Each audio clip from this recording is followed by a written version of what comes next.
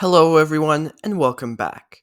Today, we will be covering 5 more strange train stations from across the Melbourne network. So, without further ado, let's get into it.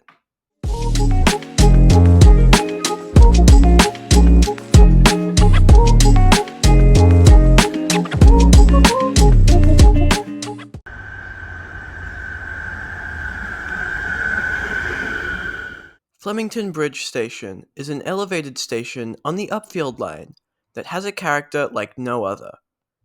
A common misconception about the station's name is that it was named after the CityLink bridge to the west of the station.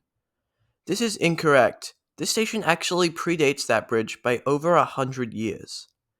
It was actually named after the bridge over Flemington Road that the train line passes over. Here you can also find Tram Route 59. There are 2 long ramps on either side of the bridge that are the only entrances to the station. There's no way to get up here from Racecourse Road, which is the road that also carries Tram Route 57. The station platform is one of the most curved on the network, and would definitely not pass modern safety standards. Overall, there are very few stations on the network with a character quite like this one. It does have a very distinct landscape and feeling. Another thing to note is this poster describing the connecting tram routes shows the 59 as going to Gardenvale, despite the fact that the 59 doesn't even go anywhere near there.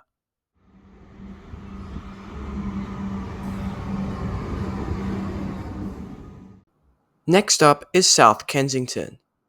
This station is famous for its thin platform, and it's consistently voted one of the worst stations on the Melbourne network. Only about half of train services actually stop here, with all trains to Williamstown stopping, about half of Werribee Line trains, and no Sunbury trains. They instead speed past on the tracks to the north. V-Line trains also bypass South Kensington to the south. There's a famous announcement on all Sunbury Line services, stopping all stations except South Kensington.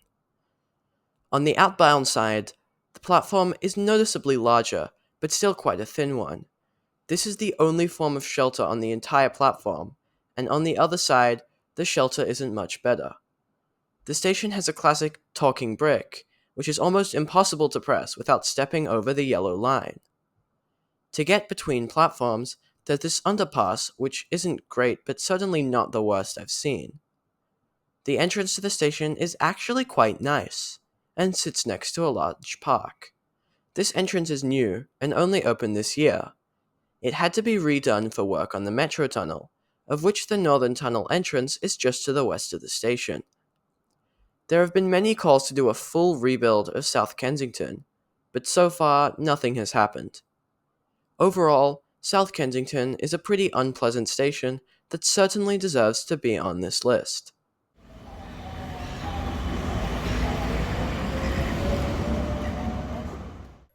Frankston Station is a modern station, rebuilt in 2018, that is situated at the end of its line. It's the only station where you can transfer to Melbourne's only suburban diesel service, the Stony Point Line shuttle. The Stony Point Line is operated by smaller Sprinter trains leased from V-Line. The Stony Point Line is the least frequent line in Melbourne by quite a lot. This is the only place in the city where you can find departure screens showing 126 minutes to the next train. When on the platform, it's often shared by an electric train, which the electric train takes up the northern half, known as Platform 2, and the Sprinter takes up the south, Platform 3. Both Platforms 1 and 2 are used for trains heading to and from the city. The station has 2 entrances, the main one being right next to the Frankston CBD. Here you can find the bus interchange for bus routes down the Mornington Peninsula, as well as a small sitting area. An interesting thing to note is that the trains on Platform 1 are very clearly visible from outside the station. Going down this ramp here, you can find the underpass, which takes you to the other entrance. Here you can find a large car park, as well as even more buses. And one final note, if you've never taken the Stony Point line before, I'd highly recommend it. It's quite a nice and scenic trip.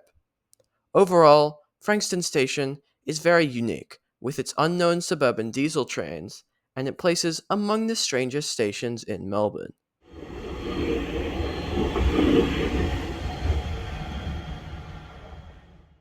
At number 2, we have Tacoma Station. This station is famous among train spotters for its setting. It really feels like you're in a rainforest in the middle of nowhere, instead of being on a busy Melbourne suburban line. The station is single track, with only one platform, being the only single track station on the Belgrave line. It's also the least used station on the line, being quite close to both Upwey and Belgrave stations in an already sparsely populated part of the city. The station has one proper entrance, with this ramp leading up to McNichol Road. There's no parking, but there is a bus connection to the 699 bus. One of the most confusing bus routes in all of Melbourne. Like, seriously, the bus route looks like this. There is also a sort of unofficial entrance on Campbell Street. The station has this classic building, but it doesn't have a waiting room. But seriously, this video can't really do Tacoma justice. It's very beautiful, and you should really go visit it for yourself. Now, seriously, the next train is in 7 minutes. If you hurry, you can catch it. Tacoma is one of the most pleasant stations in Melbourne, and it's famous among train spotters for a good reason. It definitely deserves the number 2 spot on this list.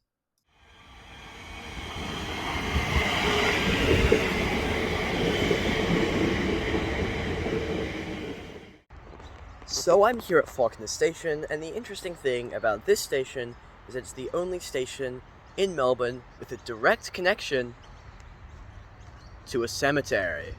That's right, Fawkner Station's western exit leads you directly into the Fawkner Cemetery, the largest cemetery in all of Victoria.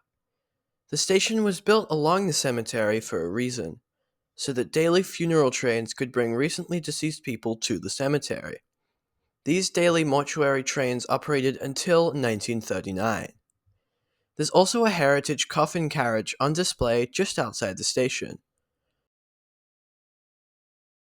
The station has 2 platforms, with a pedestrian crossing the only means of getting between them, as well as some parking space.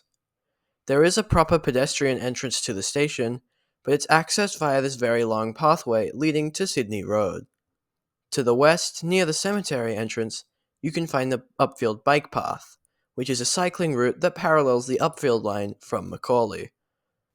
The station also has a vending machine. And with that, we've discussed Fawkner, the cemetery station. Anyway, thank you for watching this video. If you've made it this far, you might like to know that my channel now has the join button, which you can use to support me in making more of these videos for just $3.99 a month, as well as a range of perks, including early access to new videos, photos and status updates, as well as your name at the end of my videos. And with that, I'll see you in the next one.